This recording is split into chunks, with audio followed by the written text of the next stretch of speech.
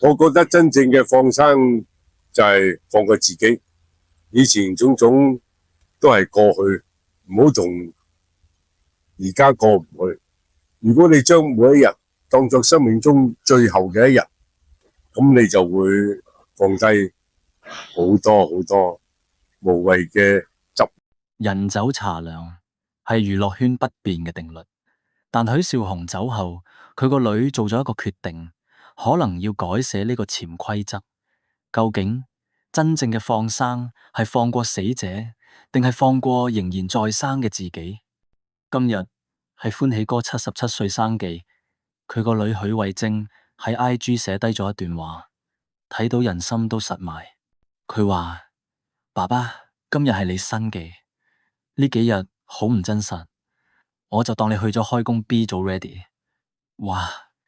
一句當你去咗開工，將幾多思念同唔捨得包裝成一個堅強嘅玩笑。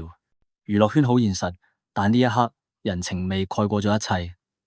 楊千嬅、張繼聰，成個圈嘅人都湧入去留言，證明歡喜哥留低嘅唔止係角色，仲有真正嘅情誼。但係最重要嘅係許慧晶跟住落嚟嘅決定。佢宣布，爸爸所有社交平台都會被保留，繼續分享佢嘅點滴，延續歡喜嘅精神。喺呢個乜都講求 delete 清空 move on 嘅數碼時代，呢個決定其實係一場溫柔嘅革命。佢唔係要留住個軀殼，而係要將爸爸嘅樂天同智慧變成一份永遠唔會過期嘅禮物，送俾所有掛住佢嘅人。呢個時候諗翻起歡喜哥生前講過嘅一句說話：真正嘅放生就係放過自己。咁佢個女而家做嘅嘢，算唔算係未放過？或者我哋要重新定義放生？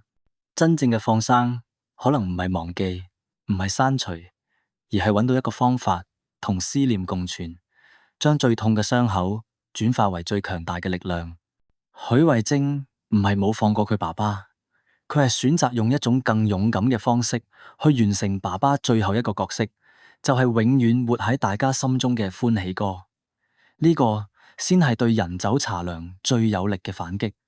情報分析完畢，將呢條片 share 俾你每一個掛住歡喜哥嘅朋友，提醒佢哋有啲人走咗，但其實從來都冇離開過。